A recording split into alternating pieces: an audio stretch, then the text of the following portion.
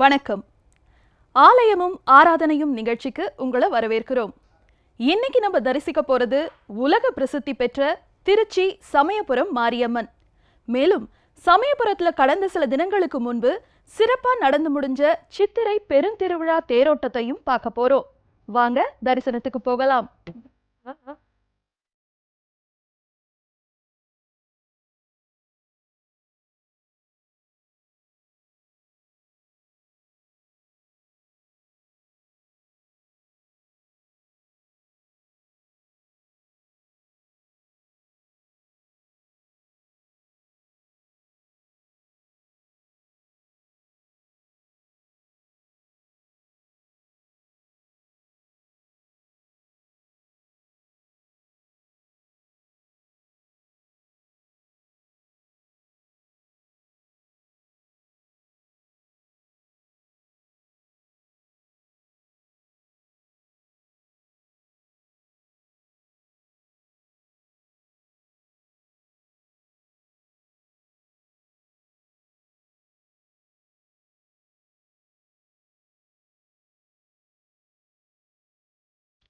சக்தி திருத்தலங்களிலேயே குறிப்பிடத்தக்கதாகவும் தமிழகத்துல உள்ள மாரியம்மன் கோயில்கள்ல தலைமை கோயிலாகவும் சமயபுரம் மாரியம்மன் ஆலயம் விளங்குது.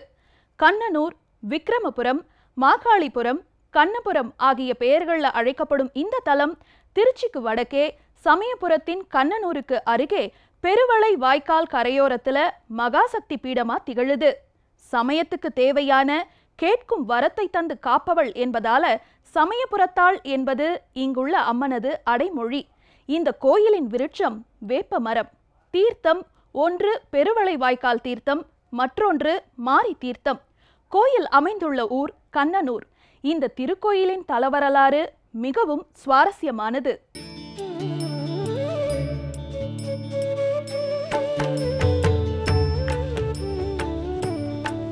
சோழ மன்னன் ஒருவன் தன் தங்கையை கங்க நாட்டு மன்னன் ஒருவனுக்கு மனம் முடித்து அவர்களுக்கு சீதனமாக ஒரு கோட்டையையும் நகரத்தையும் அளித்தான்.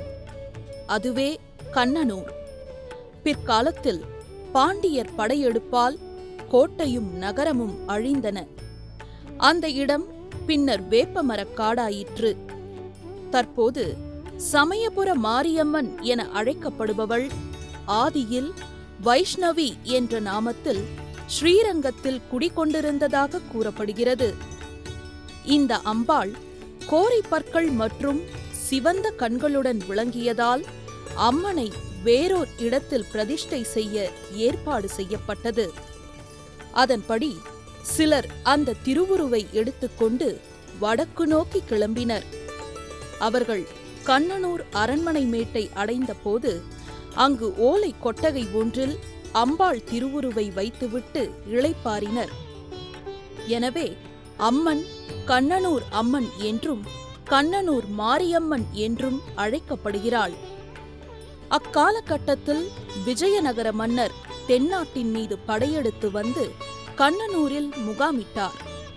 அப்போது மாரியம்மனை வழிபட்டு தாங்கள் தென்னாட்டில் வெற்றி பெற்றால் அம்மனுக்கு கோயில் கட்டி வழிபடுவதாக சபதம் செய்தார். அதன்படி வெற்றி பெறவே கோயிலை கட்டினார். பரிவார தெய்வங்களாக விநாயகரையும் கருப்பண்ண சாமியையும் பிரதிஷ்டை செய்து குடமுழுக்கு விழா நடத்தி நித்திய பூஜைக்கான ஏற்பாடுகளையும் செய்தார்.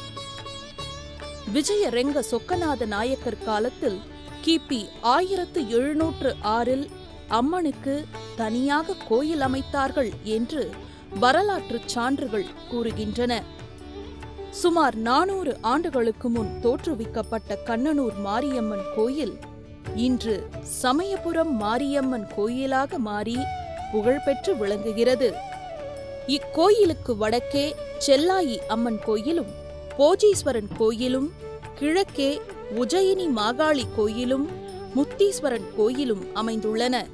இந்த கோயிலின் நிர்வாகம் பல நூற்றாண்டுகளாக திருவரங்கம் கோயில் வசமே இருந்தது.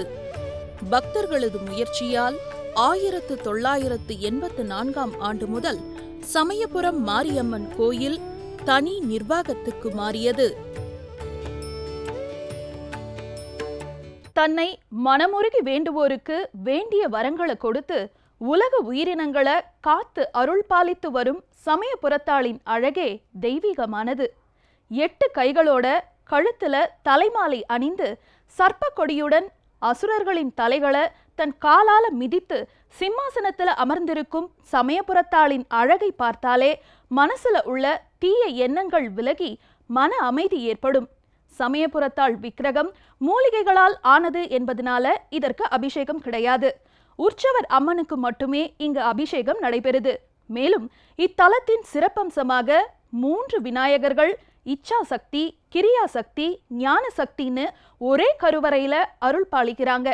அத்துடன் தமிழகத்துல உள்ள கோயில்களில் பழனி தண்டாயுதபாணி ஆலயத்திற்கு பிறகு அதிக உண்டியல் வருவாய் பெறும் தலமாகவும் சமயபுரம் திகழுது. யமனிடம் இருந்து தன்னை காப்பாற்றிக் கொள்ள நினைத்த மார்க்கண்டேயர் சிவபெருமானிடம் சரணடைந்தார். ஈசனும் கால சம்கார மூர்த்தியாக அவதாரம் எடுத்து யமதர்மனை அழித்தார்.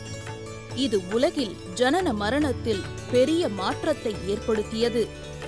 அப்போது நோய்களின் அதிபதியான மாயாசுரன் உலக உயிர்களை அழிக்க பல்வேறு நோய்களை பரப்பினான், மக்களை துன்புறுத்தினான். இதைக் கண்டு கோபம் கொண்ட பார்வதி தேவி தன் வடிவமான மாரியம்மனை மாயாசுரனை வதம் செய்ய அனுப்பினாள். மாரியம்மன் மாயாசுரனையும் அவனது சகோதரர்களையும் வதம் செய்தாள். பின்னர் அவர்களின் தலையை ஒட்டியானமாக அணிந்து நோய்களின் கொடுமைகளில் இருந்து மக்களை காப்பாற்றி அருள் புரிந்தாள். பின்பு ஈசனின் அருளுடன் தனது தமையன் ஸ்ரீரங்கநாதர் திருக்கோயிலில் முதலில் வைஷ்ணவி தேவியாக அமர்ந்தாள். பின்னாளில் சமயபுரத்தில் வந்து மாரியம்மனாக வீற்றிருக்கிறாள். சமயபுரம் கோயிலின் முன்மண்டபத்தில் படுத்து உறங்குபவருக்கு அர்த்த ஜாமத்தில் அம்பாளின் கொலுசு சத்தம் கேட்கும் அதிசயம் இன்றும் நிகழ்கிறது. அம்மை நோய் தீர்க்கவும் நகர சாந்திக்காகவும் அம்பாள் இரவு நேரத்தில் வலம் வருவதாக ஐதீகம். காலை 5 மணிக்கு கோயில் நடை திறக்கப்பட்டு பக்தர்கள் தரிசனத்துக்காக இரவு 10 மணி வரை திறந்திருக்கும். இந்த மாரியம்மனை அயோத்தி மன்னன் தசரதன் வழிபட்டதாகவும் அருகில் உள்ள ஓம்கார உஜயினி காளி ஆலயத்துக்கு விக்ரமாதித்ய மகாராஜா வந்து வழிபட்டதாகவும் கதைகள் உள்ளன. உலகை ஆள்பவள் மாரியம்மன் என்றாலும் கண்ணபுரத்தின் காவல் மற்றும் எல்லை தெய்வம் செல்லாண்டி அம்மன். ஆகையால் இங்கு முதல் பூஜை அவளுக்கு கொடுத்த பின்னரே ஏற்றுக்கொள்கிறாள் சமயபுரத்தாள். இங்கு அம்பாள் சிவரூபமாக கருதப்படுவதால் விபூதி விசேஷ பிரசாதமாக வழங்கப்படுகிறது. பிற அம்மன் கோயில்களில் பண்டாரத்தார் பூஜை செய்வார்கள். இங்கு மட்டும் சிவாச்சாரியார்கள் பூஜிக்கிறார்கள். கோயிலின் தல விருட்சமான மருத்துவ குணங்கள் கொண்ட வேப்ப மரத்துக்கு கீழே உள்ள புற்றில் அக்காலத்தில் நாகம் ஒன்று வசித்ததாம். அர்த்தஜாம பூஜை முடிந்ததும் இந்த நாகம் கருவறைக்கு சென்று அம்மனை பூஜிக்குமாம். அதனால் அம்மனின் நிர்மாலிய பூக்கள் கருவறைக்குள் சிதறி கிடக்கும். இந்த காட்சியை மறுநாள் உஷத்கால பூஜைக்கு கருவறைக்குள் நுழையும் அர்ச்சகர்கள் தவறாமல் காண்பது வழக்கமாம்.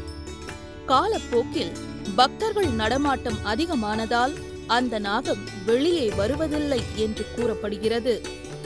அந்த இடத்தில் தற்போது கம்பி கதவு போடப்பட்டுள்ளது. சமயபுரத்தாளின் கருவறை மற்றும் கருவறை விமானம் தங்க தகடுகளால் வேயப்பட்டுள்ளன. உள்ளே அம்மன் சுகாசினியாக காட்சி தருகிறாள். அவளின் தலைக்கு மேல் 5 தலை நாகம் படம் பிரித்த நிலையில் காட்சி தருகிறது. அம்மன் இடக்காலை மடித்து வைத்துள்ளாள்.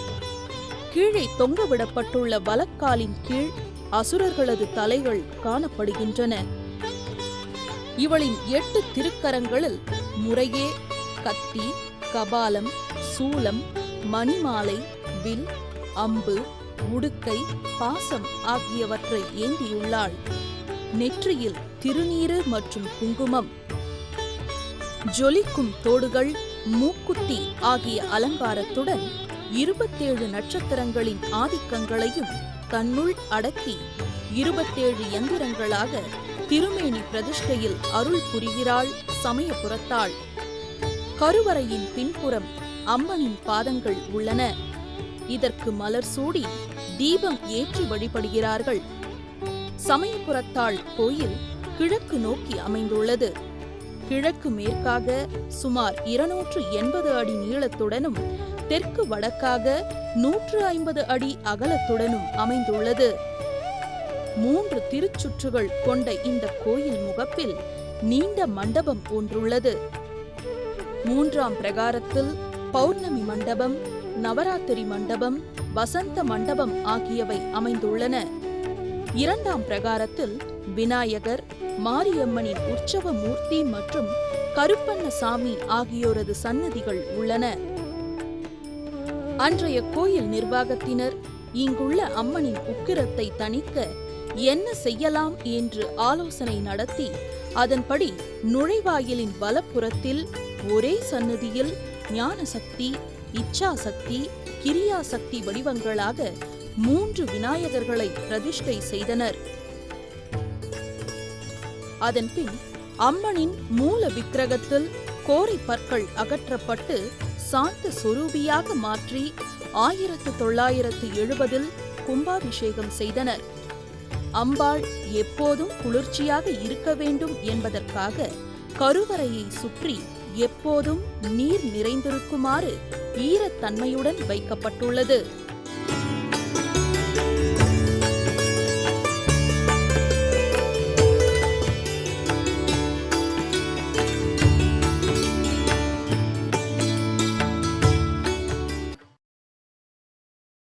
சமயபுரம் மாரியம்மன் மகமாயி, அகிலாண்ட நாயகி, 1000 கண்ணுடையாள், சாம்பிராணி வாசகி, கௌமாரி, காரண சௌந்தரி, சீத்தளாதேவி, கண்ணபுரத்தாள்னு பல பேர்கள்ல அழைக்கப்படுறா. வாழ்க்கையில பல்வேறு சமயங்கள்ல வர துன்பங்கள் நீங்க சமயபுரத்தால மனமுருக வேண்டுனா நமது இன்னல்கள் மின்னல் போல நீங்கிடும். நமது குறைகளை ஒரு காகிதத்துல எழுதி ஸ்தல விருட்சமான வேப்பமரத்துல கட்டிட்டு வேண்டிக்கிட்டோம்னா குறைகள் தீரும். இதற்காக மஞ்சள் காகிதங்களை ஆலய நிர்வாகமே விற்பனை செய்யுது. சமயபுரம் மாரியம்மனை வேண்டி தங்கள் வேண்டுதல் நிறைவேறியதும் அதற்கேற்றாற் போல பக்தர்கள் மொட்டையடித்தும் அங்க பிரதட்சணம் செய்தும் பால் குடங்கள் எடுத்தும் கரும்பு தொட்டில் சுமந்தும் தங்கள் நேர்த்தி கடனை செலுத்துறாங்க. சமயபுர மாரியம்மனை வழிபட தமிழகம் மட்டுமன்றி வெளி மாநிலத்தவரும் பிற நாட்டு சுற்றுலா பயணிகளும் வருகின்றனர். செவ்வாய், வெள்ளி மற்றும் ஞாயிற்றுக்கிழமைகளிலும் சித்திரை தேர் திருவிழா, ஆடி வெள்ளி, பூச்சொரிதல் விழா போன்ற விழா காலங்களிலும் கூட்டம் அதிகமாகிறது. ஆடி மாதத்தில் எல்லா வெள்ளிக்கிழமைகளிலும் கூட்டம் கட்டுக்கடங்காத அளவில் இருக்கும். குறிப்பாக ஆடி கடைசி வெள்ளிக்கிழமை இங்கு மிகச்சிறப்பாக கொண்டாடப்படுகிறது. இக்கோயிலில் பால், பன்னீர், பஞ்சாமிர்தம், இளநீர் ஆகிய அபிஷேகங்கள் ஆடி, தை வெள்ளிக்கிழமைகள், சித்ரா பௌர்ணமி, நவராத்திரி ஆகிய தினங்களில் விசேஷமாக செய்யப்படுகின்றன. புரட்டாசியில் வரும் மகாலய அமாவாசை அன்று இங்குள்ள அம்மன் முன் புதிய மூங்கில் தட்டு ஒன்றில் பச்சரிசி, தேங்காய், பழம், வெற்றிலைப்பாக்கு மற்றும் காய்கறிகள் ஆகியவற்றை சமர்ப்பித்து பூஜிக்கிறார்கள்.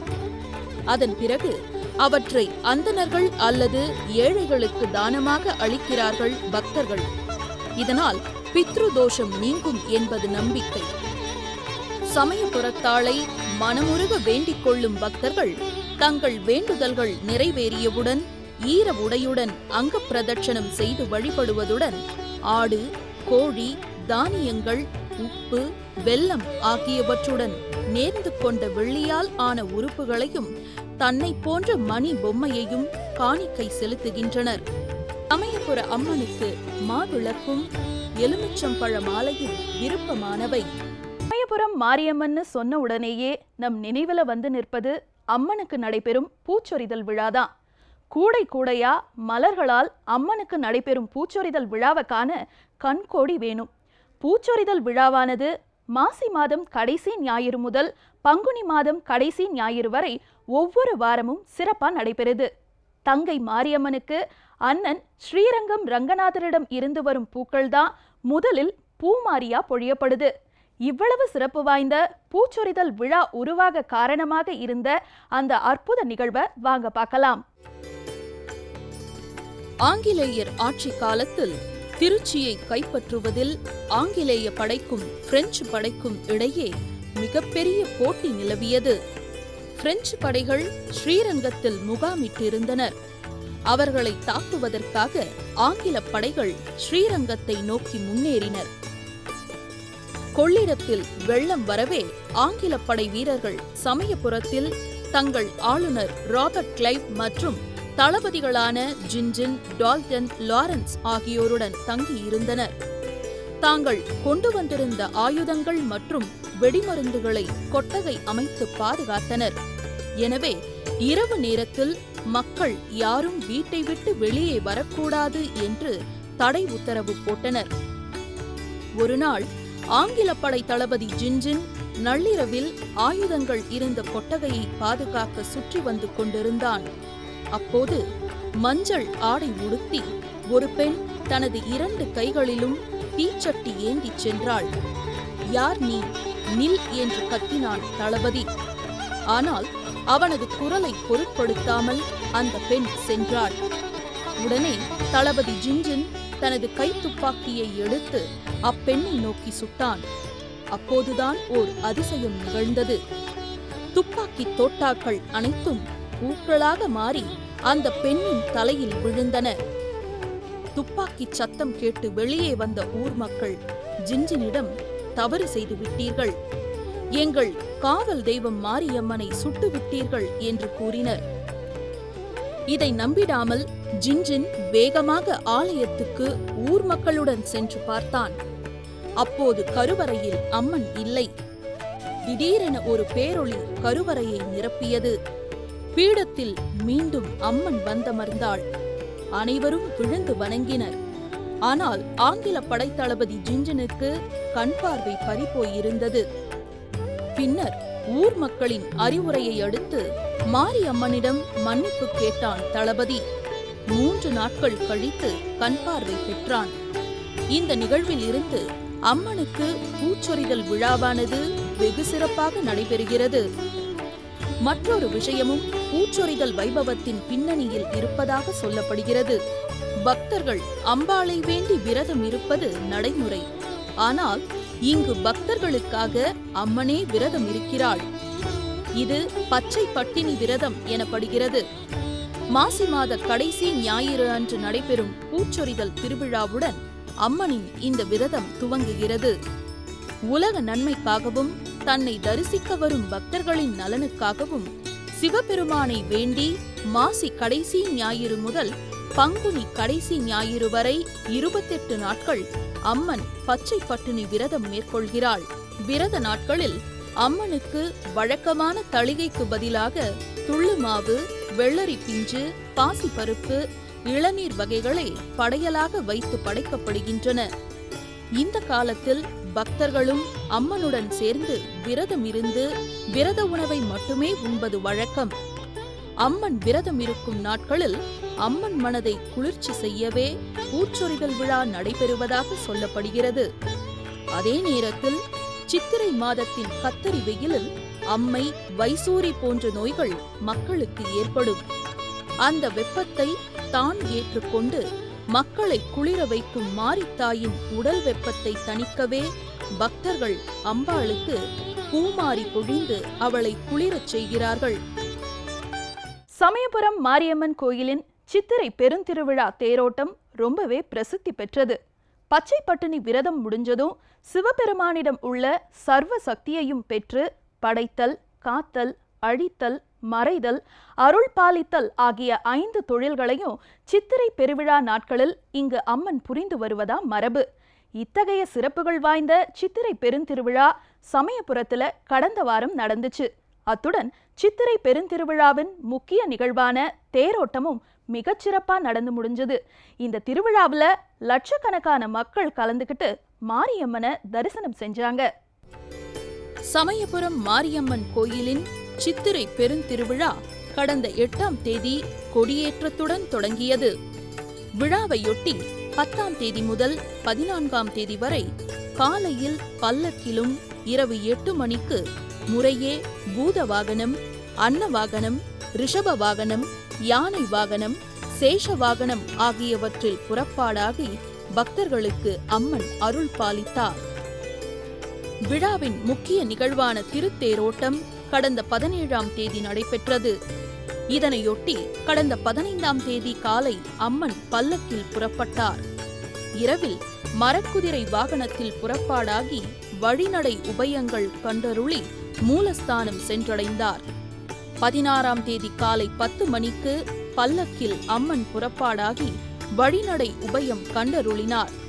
இரவில் வெள்ளி குதிரை வாகனத்தில் அம்மன் புறப்பாடாகி வீதி உலா வந்து பக்தர்களுக்கு அருள் பாலித்து மூலஸ்தானம் சென்றடைந்தார்.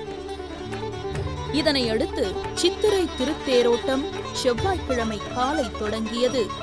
இதில் தமிழகம் மட்டுமன்றி பல்வேறு இடங்களில் இருந்தும் வந்திருந்த லட்சக்கணக்கான பக்தர்கள் சிறப்பு அலங்காரம் செய்யப்பட்டு அம்மன் அமர வைக்கப்பட்டிருந்த திருத்தேரை வடம் பிடித்து இழுத்தனர். பின்னர் இரவு 9 மணிக்கு அம்மன் திருத்தேரிலிருந்து புறப்பாடாகி மூலஸ்தானம் சென்றடைந்தார். 18ஆம் தேதி காலை பல்லக்கிலும் இரவு 8 மணிக்கு வெள்ளி காமதேனு வாகனத்திலும் அம்மன் புறப்பாடாகி பக்தர்களுக்கு அருள் பாலித்தார். அதேபோன்று 19ஆம் தேதி காலை பல்லக்கிலும் இரவு 8 மணிக்கு முத்து பல்லக்கிலும் அம்மன் அருள் பாலித்தார். 20ஆம் தேதி தெப்ப உற்சவம் நடைபெற்றது. அன்று மதியம் 12 மணிக்கு அம்மன் பல்லக்கில் புறப்பாடாகி ஆஸ்தான மண்டபத்திற்கு சென்றடைந்தார். அங்கு மாலை 5 மணிக்கு அபிஷேகம் கண்டருளி இரவு 8 மணிக்கு தெப்ப உற்சவம் கண்டருளினார். பின்னர் வழிநடை உபயம் கண்டருளி மூலஸ்தானம் சென்றடைந்தார். இவ்விழாக்களையொட்டி பல்லாயிரக்கணக்கான பக்தர்கள் காவடி எடுத்தும் அலகு குத்தியும் தங்களது நேர்த்திக் கடனை சமயபுரத்தாளுக்கு நிறைவேற்றினர்.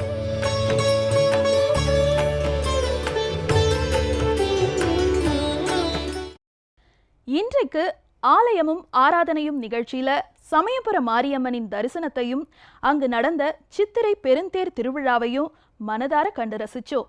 இதே மாதிரி அடுத்த வாரமும் ஒரு சிறப்பு வாய்ந்த ஆலயம் குறித்த தகவல்களோட ஆலயமும் ஆராதனையும் நிகழ்ச்சியில சந்திப்போம். நன்றி, வணக்கம்.